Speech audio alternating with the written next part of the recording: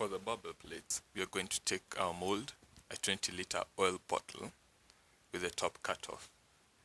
You could also use a bucket if you have one available. On a bathroom scale, we are going to measure our materials.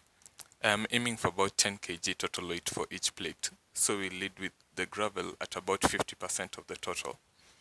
Next up, sand, taking about 25%, and then finally, cement. Here we will also aim to weigh a metal mesh that will go in the middle of the plate for some structural integrity. Otherwise, this might happen to your plate as well. You could use metal bars, but I used a mesh of chicken wire cut up to fit within my mold.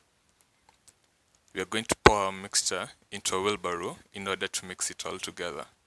Add in your water and mix, making sure to measure it so that you can replicate the same for your second twin plate.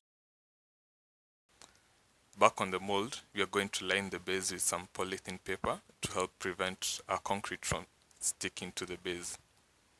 For the whole insert, I am using a piece of wood with about the same diameter as my barbell, and we are also going to wrap it in some paper too. Again, this is to prevent the stick from getting stuck within the concrete like I did here. A lot of lessons learned the hard way in this process, I must say. Proceed to fill in half your concrete mix into the container, then insert your mesh, all this while ensuring that the hole is perfectly centered.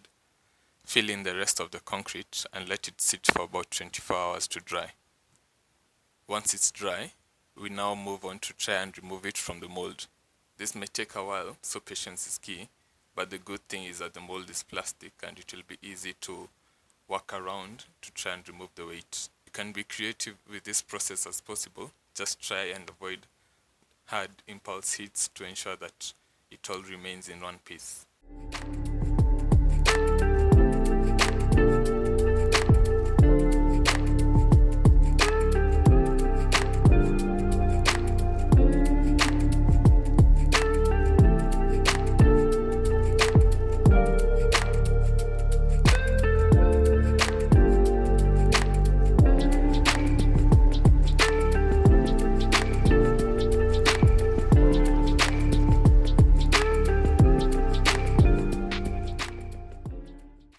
And here it is all dried up, and now you can do the same for the other plate to make your pair.